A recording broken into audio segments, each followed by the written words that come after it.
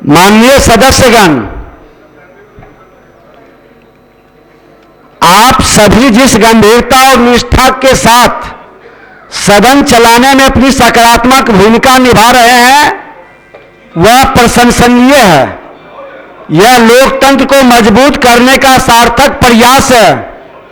आप सभी जन समस्याओं के समाधान के लिए मर्यादा पूर्वक अपनी बातों को सदन में रख रहे हैं और सरकार की सजगता एवं संवेदनशीलता के कारण जिस प्रकार 100% प्रश्नों के जवाब मिल रहे हैं, यह विधायिका, कार्यपालिका और करोड़ों बिहार वासियों के लिए गर्व का विषय है।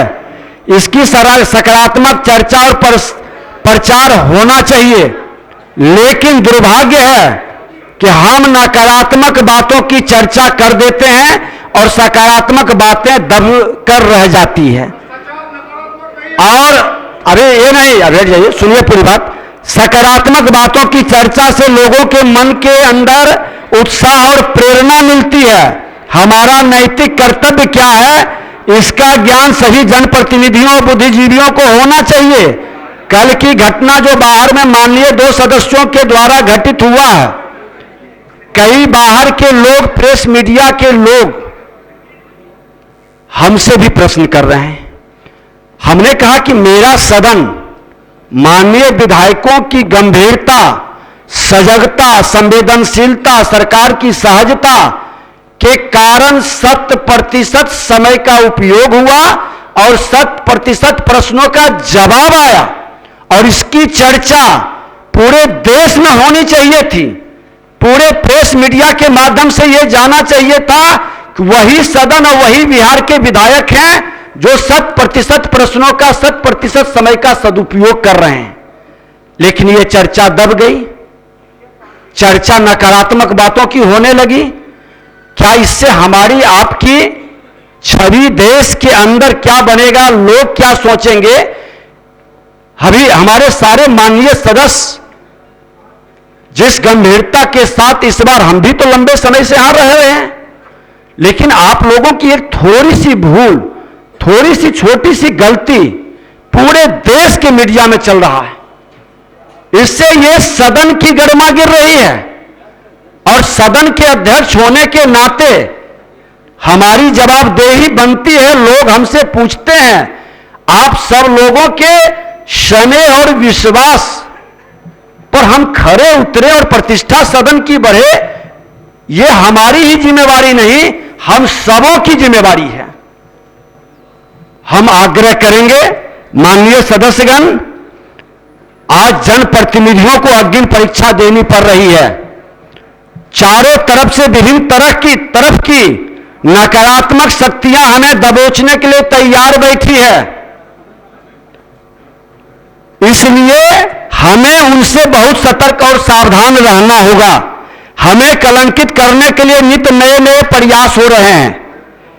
यह बिहार विधानसभा परिसर से शुरू हुई घटना भी उसी के एक कड़ी है। इस तरह की घटना कहां तक जाएगी, किसके घर तक पहुंचेगी, इसकी कल्पना भी हम लोग नहीं कर सकते। इस तरह की नकारात्मक बातों को बहुत सहजता से हम तूल देकर प्रचारित न करें। इस नकारात्मक प्रचार से न सिर्फ हमारी छवि धूमिल होगी, बल्कि लोकतंत्र के इस पवित्र मंदिर बिहार विधानसभा की छवि धूमिल होगी और आगे भी होती रहेगी। ऐसा घटना न घटित हो, यह हमारी, हम सबों की जिम्मेवारी है। यह ध्यान रखें। एक अंतिम आग्रह है, और खास करके नए सदस्य जिस शालीनता मर्यादा के साथ अपने वरिष्ठतम लोगों से सीखते और देखते हैं, जिम्मेवारी बढ़ जाती है कि हम शेर की सवारी कर रहे हैं।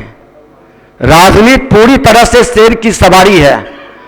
जब तक आप नैतिक मूल्यों पर, जनता के विश्वास पर, राज्य हित की समस्याओं पर गंभीरता के साथ विमर्श करेंगे, बहस करेंगे, सरकार को सहजता के साथ सतर्क कर करके काम कराएंगे, आपकी प्रतिष्ठा बरकरार रहेगी।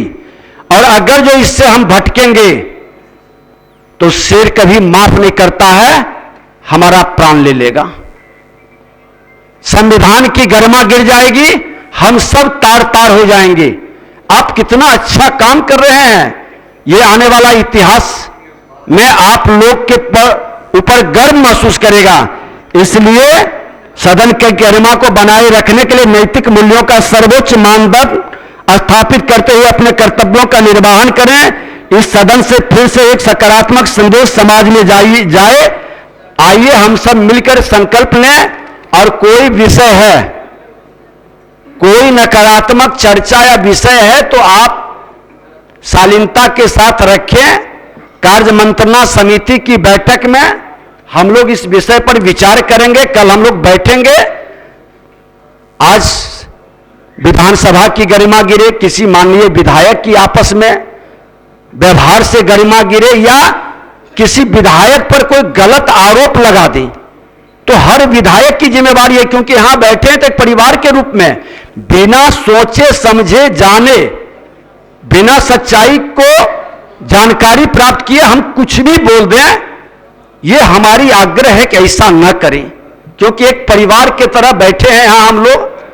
आज कमेटी में जाते हैं, सब भूल जाते हैं दल के ऊपर से आकर के मिल करके। इसलिए आग्रह है कि सब इस गरिमा को रखें। कोई पूछ बैठा किसी के बारे में गलत आरोप, कुछ भी बयान दे रहे हैं बिना जांचे परखे, सत्ता पक्ष हो या विपक्ष हो, थोड़ी सी शालीनता और मर्यादा को रखें कि जितने भी विधायक हैं सभी मेरे परिवार के सदस्य हैं, हमारे भाई हैं, और सबकी मर्यादा बचाना हम सबकी जिम्मेवारी है।